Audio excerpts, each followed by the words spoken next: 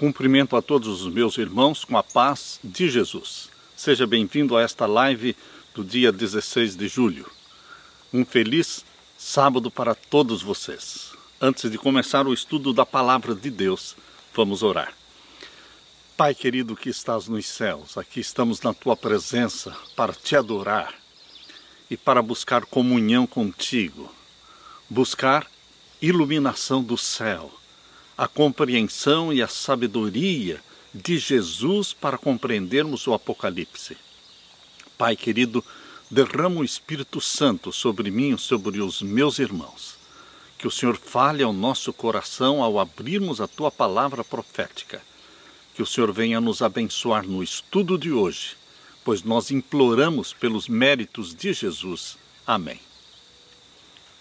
Queridos, nós continuamos com a série Desvendando o Apocalipse. Hoje vamos continuar com o capítulo 13 de Apocalipse, a segunda parte. Abra sua Bíblia em Apocalipse capítulo 13. Aqui nós vamos encontrar no capítulo 13 dois poderes, representados por dois animais, duas bestas. Animais em profecia representam reinos, nações. Portanto, queridos, aqui nós encontramos em Apocalipse capítulo 13, duas bestas, ou seja, dois animais representando dois reinos, que dominam o mundo agora no tempo do fim. O primeiro animal que aparece no capítulo 13 é a besta que subiu do mar. Nós já estudamos isso na última live, entendendo que a besta que subiu do mar é uma aplicação direta ao poder papal, que domina o mundo, o maior poder religioso do mundo. Mas existe um outro poder no Apocalipse capítulo 13, que está formando uma parceria. Eles estão juntos para o domínio mundial. E este poder é representado aqui pela besta que subiu da terra. Abra sua Bíblia e vamos ler Apocalipse 13, versos 11 em diante. Aqui nós lemos: E vi subir da terra outra besta, e tinha dois chifres, semelhantes aos de um cordeiro, e falava como o dragão. E o verso 12: E exerce todo o poder da primeira besta, na sua presença, e faz que a terra e os que nela habitam adorem a primeira besta, cuja chaga mortal fora curada. Aqui existe uma íntima relação entre a primeira e a segunda besta, entre esses dois poderes que trabalham juntos, queridos. Aqui menciona que a besta que subiu da terra exerce todo o seu poder para edificar, para exaltar, para restaurar e fazer com que o mundo todo se submeta ao poder papal, à besta que subiu do mar. Nós lemos então aqui no capítulo 13, verso 11, vi subir da terra outra besta e tinha dois chifres semelhantes aos de um cordeiro. Entendendo que animais em profecia representam reinos, nações, que reino, que nação está sendo representada aqui pela besta que subiu da terra? Exatamente no período em que o poder papal recebeu a ferida mortal, em 1798, que nação estava surgindo na terra? Em 1776 foi declarada a independência dos Estados Unidos da América do Norte. E em 1798 os Estados Unidos da América do Norte foram reconhecidos como nação. Em que ano? Em 1798. A França reconheceu os Estados Unidos da América do Norte como nação. Percebam, queridos, quando a ferida mortal foi dada contra o poder papal, surge na terra um outro poder, representado pela besta que subiu da terra. E este poder, representado pela besta que subiu da terra, usará toda a sua influência e poder para restaurar, para edificar, para exaltar e fazer com que o poder papal seja reconhecido no mundo inteiro. Queridos, a besta que subiu da terra só foi reconhecida como reino após a ferida mortal de 1798. São dois poderes. O segundo trabalha para restaurar, glorificar o primeiro, fazendo com que a terra toda o adore. E no livro O Grande Conflito, na página 440, nós lemos assim: que nação do Novo Mundo se achava em 1798 ascendendo ao poder, apresentando indícios de força, de grandeza e atraindo a atenção do mundo? A aplicação dos símbolos não admite dúvidas. Uma nação, e apenas uma, satisfaz as especificações desta profecia. Esta aponta insofismavelmente para os Estados Unidos da América do Norte. Grande Conflito, página 440. Queridos, a profecia diz no capítulo 13, verso 11, que a besta que subiu da terra parecia um cordeiro, mas não era um cordeiro. Parecia um cordeiro, mas a voz era de dragão, diz aqui. Vi subir da terra outra besta e tinha 2 chifres semelhantes aos de um cordeiro e falava como um dragão. Uma nação que parece cristã, mas é liderada, é governada por líderes que adoram o Deus da maçonaria. Queridos, 2 grupos vieram ao mesmo tempo para as colônias da América. Os cristãos puritanos estavam fugindo da perseguição na Europa e procuraram refúgio nos Estados Unidos da América do Norte. Os peregrinos, lembram-se vocês do Mayflower, que veio em 1620? Pois bem, 2 grupos estavam procurando refúgio nos Estados Unidos da América do Norte. Primeiramente, os cristãos puritanos e também os maçons. Queridos, 2 visões diferentes, puritanos e maçons. Exatamente como a profecia fala, uma nação que parecia cordeiro, mas falava como dragão. Quase como o nascimento de Esaú e Jacó, desde o nascimento da América, tem havido uma luta entre 2 forças, desde o útero.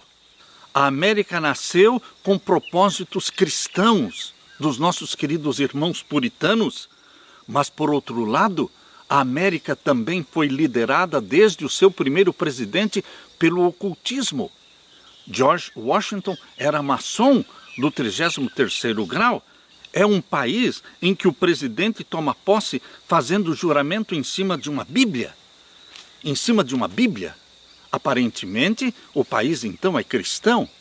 Mas, queridos, é uma Bíblia maçônica.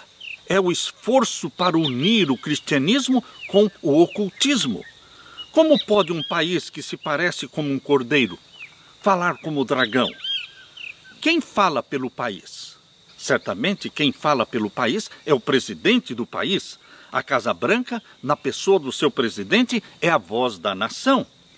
Quando você olha para o mapa da cidade de Washington, você pode confirmar que a cidade de Washington, como um todo, é um monumento ao Deus da maçonaria. As grandes avenidas de Washington foram construídas com padrões maçônicos, incluindo o esquadro e o compasso e o pentagrama invertido. Queridos, desde o princípio, os líderes desta nação adoram o Deus de chifres, o Deus da maçonaria.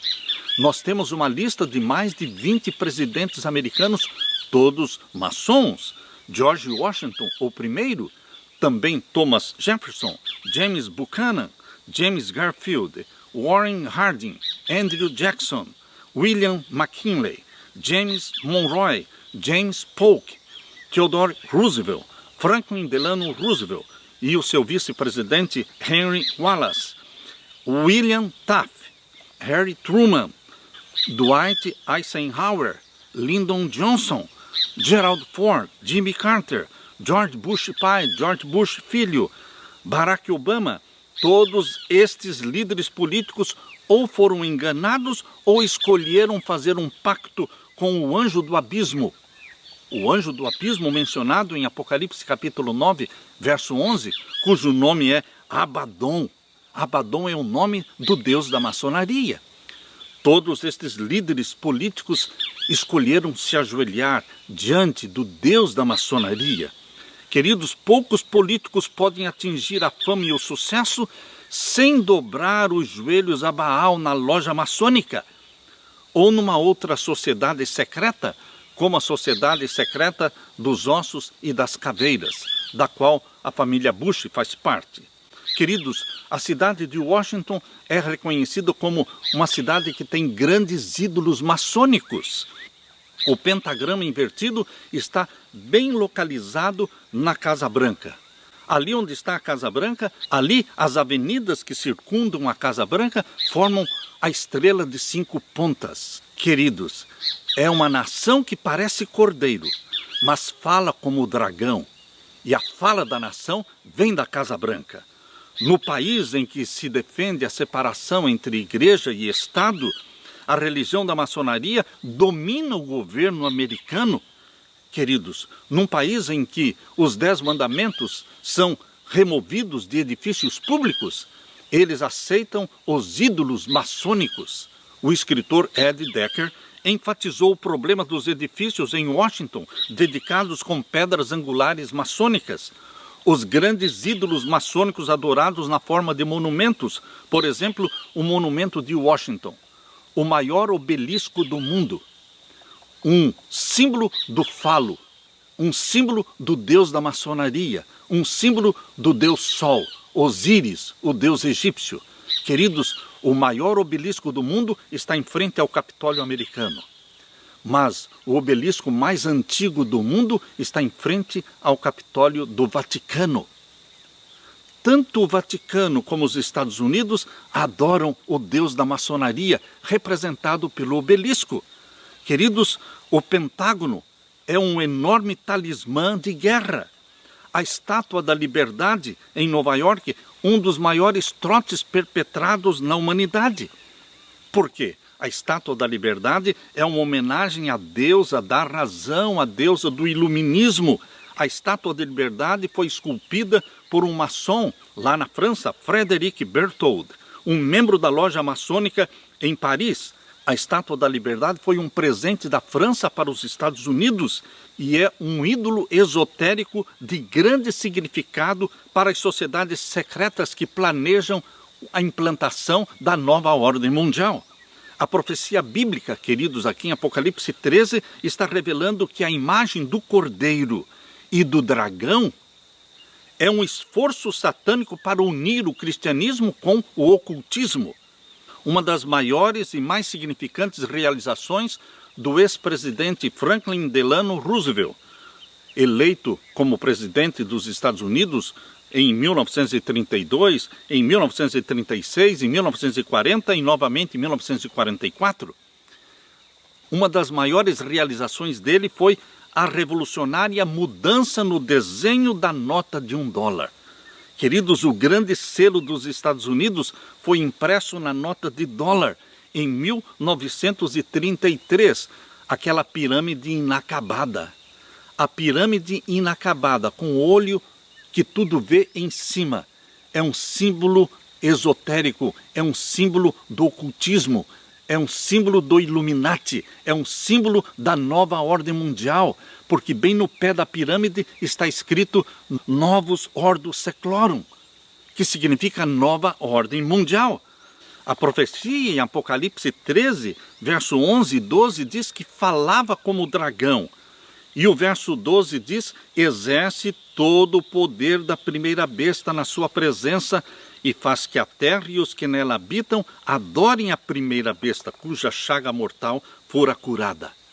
A profecia mostra uma restauração do poder papal e que os Estados Unidos da América do Norte usariam sua influência e poder para restaurar esta popularidade mundial do poder papal.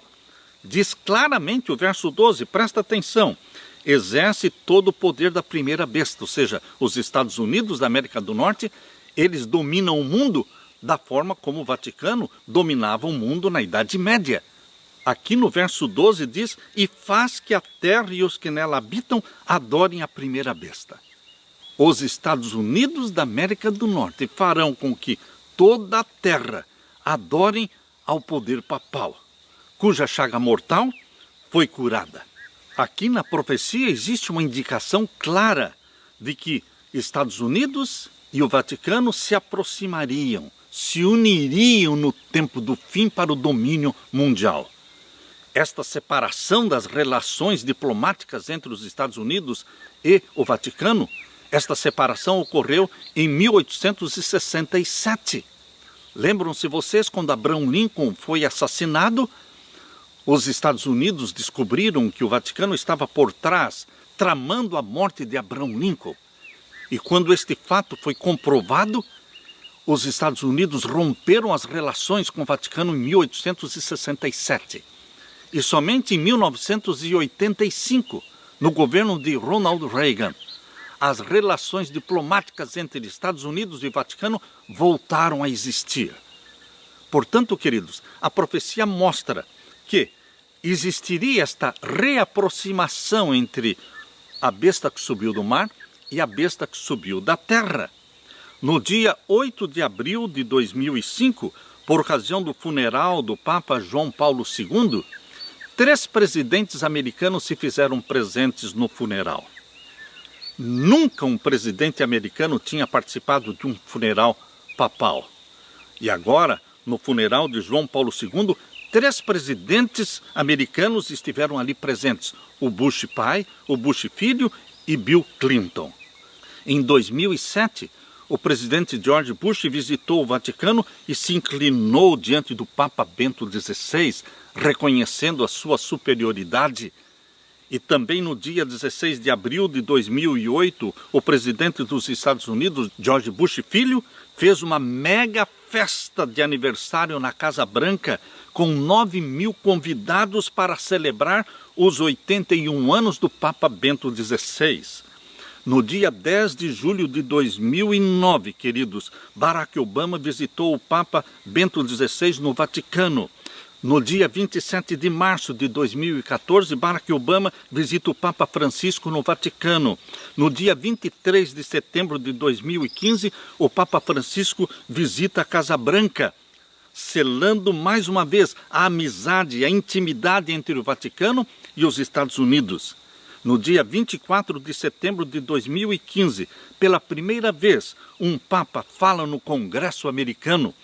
No dia 25 de setembro de 2015, o Papa Francisco fez o seu discurso na ONU.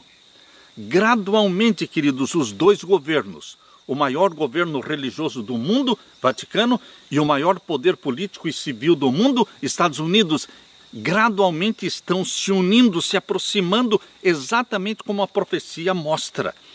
O escritor jesuíta Boyd Barrett, no seu livro Roma se curva para conquistar. Este livro foi escrito em 1935 e ali este escritor jesuíta disse: o Papa Pio XI está bem consciente de que a Igreja Católica não pode jamais sonhar em dominar novamente o mundo civilizado até que a América se ajoelhe humilde e penitente aos seus pés. Queridos, isto já aconteceu. A América já se ajoelhou diante dos pés do papado.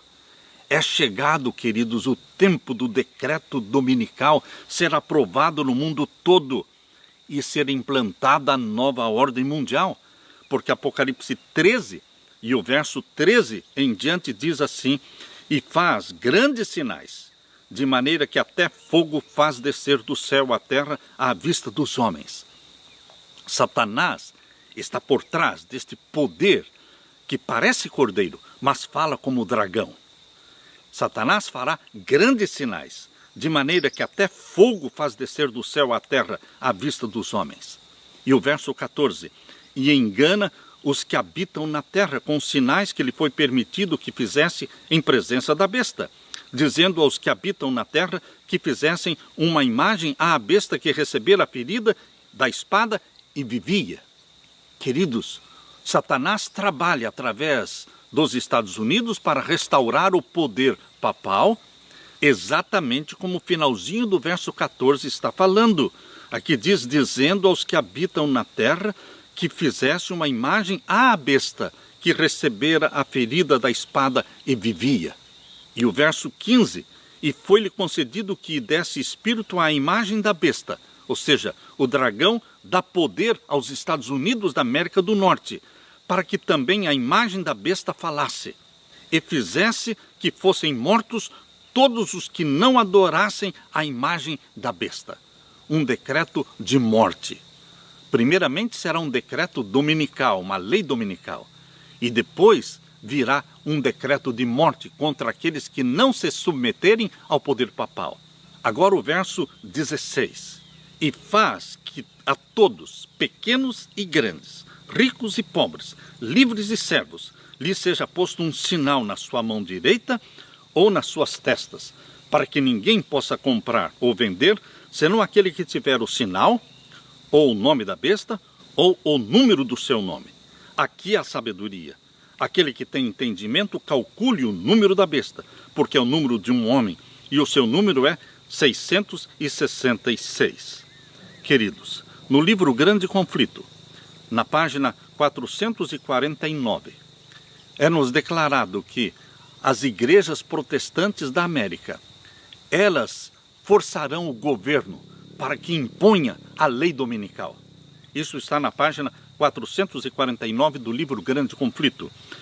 Aqui diz a imposição da guarda do domingo por parte das igrejas protestantes é uma obrigatoriedade do culto ao papado, mediante os dois grandes erros. Página 588 agora. Mediante os dois grandes erros, a imortalidade da alma e a santidade do domingo. Satanás há de enredar o povo em suas malhas, enquanto o primeiro, ou seja, a imortalidade da alma, lança os fundamentos do espiritismo, o último, ou seja, a guarda do domingo, cria um laço de simpatia com Roma. Grande Conflito, página 588. E na página 592, nós lemos: os que honram o sábado bíblico, ou seja, o sétimo dia da semana, serão denunciados como inimigos da lei e da ordem, como que a derribar as restrições morais da sociedade, causando anarquia e corrupção e atraindo os juízos de Deus sobre a terra. Declarar-se-á que os seus conscienciosos escrúpulos são teimosia, obstinação e desdém à autoridade. Os que guardam os mandamentos de Deus serão acusados de deslealdade para com o governo. Página 592. Queridos, a guerra, agora no tempo do fim, é entre dois dias: o sábado, o santo dia do Senhor, e o domingo, como um sinal da autoridade romana, um sinal da autoridade papal. Aqui diz no capítulo 13, verso 17, que haverá um sinal. Será colocado um sinal para que ninguém possa comprar ou vender, senão aquele que tiver o sinal ou o nome da besta, ou o número do seu nome. Queridos, o número 666, verso 18, aqui é a sabedoria. Aquele que tem entendimento, calcule o número da besta, porque é o número de um homem, e o seu número é 666. Existem muitos nomes e títulos arrogados pelo pontífice romano, mas o mais significativo dos títulos é Vicarius Filii Dei, que significa substituto do Filho de Deus. Este título, Vicarius Filii Dei, ele está incorporado à lei canônica da Igreja Católica Romana. Em latim, o título está assim: Beatus Petrus in Terris Vicarius Filii Dei. O Dr. Quanston, que foi professor de História Antiga e Arqueologia Cristã na Escola de Teologia Sagrada da Universidade Católica da América, em Washington, D.C., no dia 5 de março de 1943, declarou: o título Vicarius Filii Dei é muito comum como título para o Papa. Esse título foi confirmado por um concílio da Igreja segundo Binius, dignitário católico de Colônia. O valor numérico desse título, Vicarius Filii Dei, utilizando os valores numéricos das letras em latim, é fácil de calcular. Se você calcular o valor numérico de Vicarius Filii Dei, você terá então 666. Queridos, o número 6 é um número legítimo quando ele nos conduz para o número 7. Porém, queridos, quando o número 6 não nos leva para o número 7, mas depois do 6 vem outro 6, e depois vem outro 6, 666, 666. É uma tríplice rejeição de Deus como Criador dos céus e da terra. Porque o número 7 representa Deus como Criador dos céus e da terra. E Roma papal rejeita Deus como Criador dos céus e da terra. Por isso o número que representa este poder romano é 666. Tríplice rejeição de Deus. Assim como em Apocalipse 13, e o verso 16, e 17 e 18. Existe um chamado e uma obrigatoriedade para o mundo todo se submeter ao poder 666 e receber o sinal deste poder romano, que é um sinal que foi colocado no lugar do sinal de Deus. O sinal de Deus, na Bíblia, é o Santo Sábado. Ezequiel capítulo 20, verso 12, diz: santificai os meus sábados, porque servirão de sinal entre mim e vós, para que saibais que eu sou o Senhor vosso Deus, que vos santifica. O sétimo dia, o Santo Sábado, é o sinal de Deus. O sinal da besta é um sinal colocado no lugar do sinal de Deus. O poder romano colocou o domingo no lugar do sábado. Ou seja, a humanidade terá que tomar uma decisão de se submeter a Deus e guardar os mandamentos de Deus, que são os 10 mandamentos escritos pelo dedo de Deus e que estão em Êxodo capítulo 20, ou os seres humanos terão que tomar uma decisão de se submeter aos mandamentos papais. Um dos mandamentos que estão no catecismo romano diz guardar domingos e festas, em substituição ao lembra-te do dia do sábado para o santificar. A guerra agora no tempo do fim será entre a guarda do domingo ou a guarda do sábado. Queridos, vamos obedecer os mandamentos papais ou vamos obedecer os mandamentos de Deus? A quem você vai adorar? Em Apocalipse 13, verso 16 a 18, existe um chamado para que todos adorem o poder romano e recebam o seu sinal, o 666, que é um símbolo da santificação do primeiro dia da semana, no lugar do sábado. Porém, queridos, a palavra de Deus em Apocalipse 14, abra sua Bíblia, Apocalipse 14, e o verso 9, tem uma advertência muito séria contra aqueles que se submeterem ao poder romano e receberem o sinal da besta. Diz aqui no capítulo 14, verso 9, e seguiu-os o terceiro anjo, dizendo com grande voz: se alguém adorar a besta e a sua imagem e receber o sinal na sua testa ou na sua mão, também o tal beberá do vinho da ira de Deus, que se deitou não misturado no cálice da sua ira, e será atormentado com fogo e enxofre diante dos santos anjos e diante do Cordeiro. Veja quão séria é esta advertência de Deus contra os que se submetem ao poder romano e recebem o sinal. Mas agora veja, queridos, no próprio capítulo 14, no verso 12, aqui está a identificação do povo de Deus, que se submete a Deus e guarda os mandamentos de Deus. Apocalipse 14, verso 12, aqui está a paciência dos santos, aqui estão os que guardam os mandamentos de Deus e a fé de Jesus. Este é o convite de Deus para que você se submeta a Ele, abraçando a Jesus Cristo como Salvador, deixando que o Espírito Santo implante na sua mente a mente de Jesus Cristo e o amor pela lei de Deus, os 10 mandamentos escritos por Deus. Queridos, o povo de Deus, ele é identificado aqui em Apocalipse 14, verso 12, como aqueles que guardam os mandamentos de Deus e têm a fé de Jesus Cristo. Estas são as características do remanescente de Deus. Aqui, Deus está fazendo um apelo para você, meu querido irmão, você, minha querida irmã, para que você se submeta a Ele e a Ele somente, o Criador dos céus e da terra. E que você se una a este movimento profético que adora a Deus como Criador e a Deus somente. Deus está fazendo um convite especial para você, meu querido irmão, minha querida irmã. Abrace a Jesus Cristo como Salvador e deixe que o Espírito Santo escreva na sua mente e no seu coração os mandamentos de Deus. E você será identificado por estas características bíblicas, os que guardam os mandamentos de Deus e têm a fé de Jesus Cristo. Que Deus derrame sobre você o Espírito Santo, Que Deus faça de você um homem e uma mulher firmes, leais a Deus e que permaneçam em pé diante de Deus. É em nome de Jesus Cristo que eu peço esta bênção para você. Deixo com vocês a paz do meu Jesus, a paz que somente Ele pode dar. Amém.